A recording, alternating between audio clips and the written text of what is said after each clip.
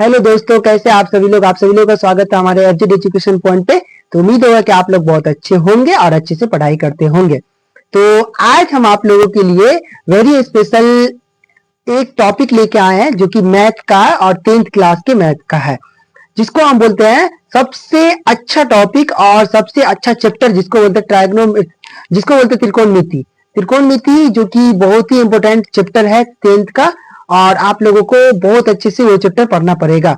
तो हम आज आप लोगों को उसी चैप्टर को पढ़ाने के लिए आए हैं। उसमें का कुछ अच्छा टॉपिक है जिसको हम आप लोगों को समझाने आए हैं, जो कि त्रिकोणमिति में 6 गो रेशियो होता है, जिसे हम बोलते हैं साइन थीटा। लिख देते हैं आप लोगों को, साइन थीटा, कॉस थीटा और टेन थीटा, कॉट थीटा और सेक थीटा और कॉसेक थीटा। ये 6 गो रेशियो कहाँ से आया, कैसे आया और कैसे आया, कहाँ से आया, और ये सब के बारे में हम आप लोगों को आज हम बताने के लिए आए हैं। तो चलिए इसके बारे में हम सबसे पहले पढ़ते हैं कि कैसे आया और कहाँ से आया। और एक और इसका फॉर्मूला होता है, जैसे कि एच स्क्वायर बराबर होता है P square plus B square. तो ये कैसे आता है, कहाँ से आता है, ये आप लोगों को आज हम समझाएंगे। तो उम्मीद है कि आप लोग अच्छे से देखिएगा, पूरा वीडियो देखिएगा आप लोग, उसके बाद ही जाइएगा, क्योंकि आज आप लोगों को एक नया चीज मिलेगा लास्ट में, इसलिए आप लोग अच्छे से देखिएगा। तो आते हैं, हम आप लोगों को समझाते हैं। एक समकोण त्रिभुज नाम का एक समकोण त्रिभुज होता है। क्या होता है? समकोण त्रिभुज। समकोण त्रिभुज उस त्रिभुज को बोलते हैं जिसकी एक भुजा क्या होती है, बड़ी होती है, और दूगो भुजा आपस में बराबर होती है। कभी कभी होता है, कभी कभी नहीं होता। तो इसका एक नाम रख दीजिए, जैसे कि इसका नाम रखते ए, इसका नाम रखते बी और इसका नाम रखते सी। और एक जो कोण होता है वो 90 डिग्री का कोण होता है, यहाँ पे 90 डिग्री का, 90 डिग्री का कोण होता है। तो इसको सबसे बड़के वाले भुजा को बोलते हैं कर्ण, और इसको बोलते हैं आधार, और इसको एक जो बच गया उसको बोलते हैं लंब। क्या बोलते हैं? लंब। इसको बोलते हैं, इसको हम P से दिखाते हैं, और इसको H से, और इसको हम बेस मतलब B से।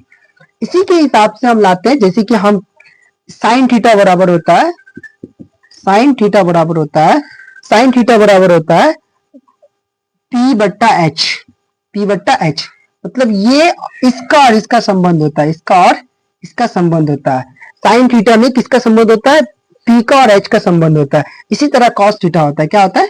Cos theta. कॉस थीटा में क्या होता है? B और H का संबंध होता है, मतलब B यानी कि बेस और H यानी कि हाइपोटेनस, मतलब ये दोनों का संबंध होता है। तो ये और ये, मतलब ये दोनों का तो हो गया। पहले तो ये इसका P और H का, अब यहाँ पे हो गया B और H का। इसके बाद होता है टेन थीटा। टेन थीटा में क्या होता है? टेन थीटा में होता है P बट्टा B, P बट्टा B यानी कि इसका P का और इसका B का, P का और B का, इसका संबंध होता है, आपस में रिलेशनशिप होता है। उसके बाद होता है कॉट, इसी का उल्टा होता है। कॉट थीटा बराबर होता है B बट्टा P, यानी कि इसी का होता है, इसका उल्टा होता है B बट्टा P, इसका उल्टा होता है।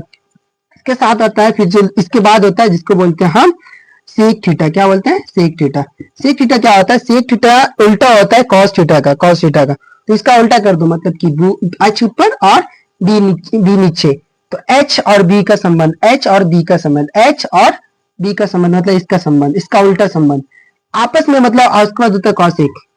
कॉसेक, कॉसेक थीटा क्या होता है? कॉसेक थीटा होता है साइन थीटा का उल्टा, मतलब H ऊपर और P नीचे।